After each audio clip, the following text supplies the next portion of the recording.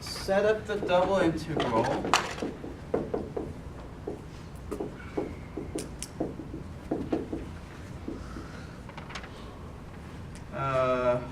To find the volume of the solid bounded by z equal to xy and x squared plus y squared equal to 4 in the first octant. Think about this. Now, first octant means x and y and z all positive. So out of the eight parts of the space cut by xy plane, yz plane, and xz plane, it's the part where everything is positive. And then over there, you have z equal to xy.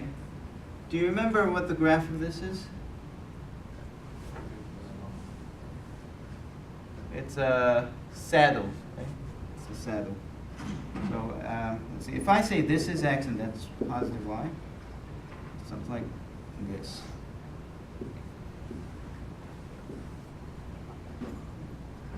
So it's like a Pringles chip, like that. It's part of the setup. Okay. And we're only taking the part where x, y, z are positive, so we're only taking this part over the domain that's cut by x squared plus y squared equal to 4. See, x squared plus y squared equal to 4 is a circle if you only draw it in the xy plane. But since this doesn't have anything about z, z is arbitrary, so if you take z equal to 1, at level 1 you still have a circle.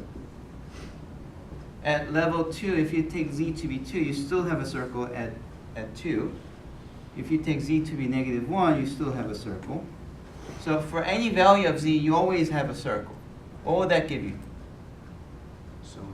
It would be a cylinder, right? So imagine what you're getting. You have a cylinder and a Pringles chip intersecting and giving you some crazy thing, and it should be inside the first octant. What kind of shape would you get?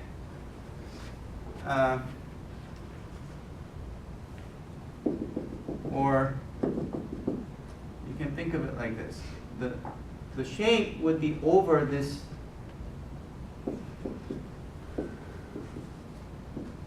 circle of 2, quarter circle of 2. So it's like this. We have some kind of shape over here. Okay? And because we're only talking about the first octant, we're only thinking about things that are here. So we're looking at something that's over here, and the thing that's captured by this cylinder and this thing. So it's something that's over this region. Does that make sense? If you really try to draw the graph, if you force me to draw the graph, I'll try my best. It's like this. It's like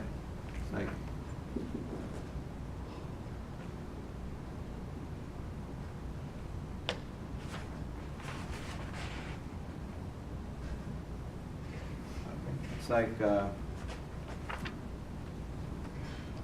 so down here it's a quarter circle, and up there it's kind of like this, but it's also round like this. Yeah, I tried my best. I guess this is much more weird than that.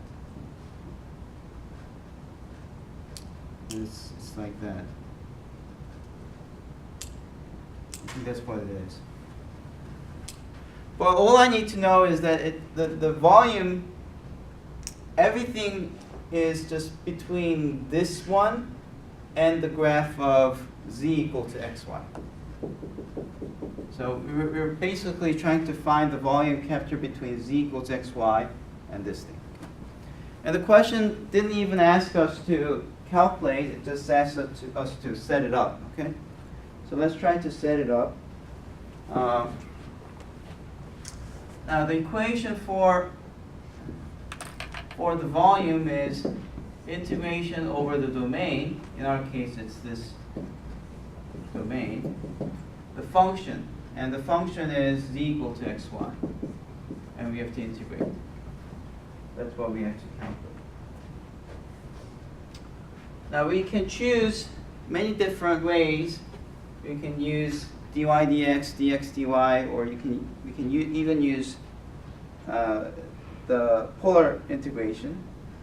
Let's just do dy dx and also polar. Okay, so for dy dx, what's the equation of the top circle? This is y equal to square root of 4 minus x squared, right? The bottom line is y equal to 0.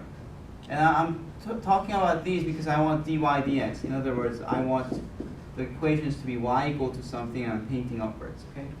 So in that case, the integral is xy, and then you integrate dy dx, and y goes from 0 until square root of 4 minus x squared. And what about the x value? 0 to 0. Okay. So that's how you would write down the integral in rectangular. Let's think about how to write this in polar. So in polar, this changes to what? R dr d theta. Very important. Don't forget this r. And x becomes r cosine theta. Y becomes r sine theta. So I'll just put r squared here. Because r times r is r squared. And then your r goes from where to where? 0 to 2. And theta goes from 0 to pi over 2. 0 to 2 because if you draw a ray, it starts at 0 and ends at 2. So that's what it will be if you write it down in polar. And both of these are doable. You can calculate it in either way, and they should give you the same answer.